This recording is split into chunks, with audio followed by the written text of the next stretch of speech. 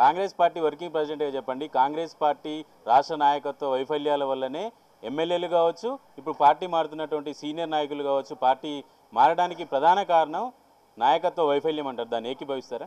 ఇప్పుడు ఏకీభవించను, వ్యతిరేకించను. వాళ్ళ అనుభవాలు చెప్తున్న వాళ్ళు చాలా సీనియర్ నాయకులు. ఇప్పుడు సర్వే సత్యనారాయణ గారు కొన్ని అంశాలు లేవనెత్తినారు. వారు కాంగ్రెస్ పార్టీలో చాలా సీనియర్ నాయకులు. వి హనుమంతరావు గారు చాలా సీనియర్ నాయకులు, 40 ఏళ్ళ నుంచి కాంగ్రెస్ పార్టీలో పనిచేసిండ్రు. వారు అనుభవంతోనే చెప్పారు. డికే అరుణ గారు సీనియర్ నాయకులు. అంటే పార్టీలో జరుగుతున్న పరిణామాలు అంతర్గతంగా వాళ్ళ అనుభవాలను వాళ్ళు చెప్తారు. వాళ్ళ అనుభవాలు ఏవో నాకు తెలియదు కదా.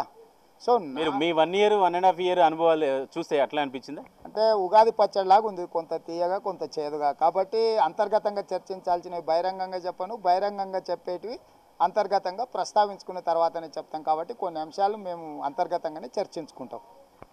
మల్కాజిగిరి ప్రజలకి రేవంత్కి ఓటేస్తే ఏమరుగబోతుంది? ఖచ్చితంగా ప్రజా గొంతుకు ఒక రూపం, ప్రజల సమస్యలు లేవనెత్తుతా. ఈరోజు గత 15 సంవత్సరాలుగా స్థానిక సంస్థల నుంచి మొదలు పెడితే చట్టసభల వరకు నేను చేసిన పోరాటం, నికార్సుగా నిలబడడం, కేసీఆర్ ప్రభుత్వం చేస్తున్న తప్పిదాల పట్ల నేను చేస్తున్న పోరాటాన్ని ప్రజలు గమనిస్తున్నారు. ఈరోజు రాష్ట్రంలో, ఈ రాష్ట్రం కాదు పక్క రాష్ట్రాలకు పోయినా కొంత గుర్తింపు, గౌరవం వచ్చిందంటే పోరాటం వల్ల వచ్చింది.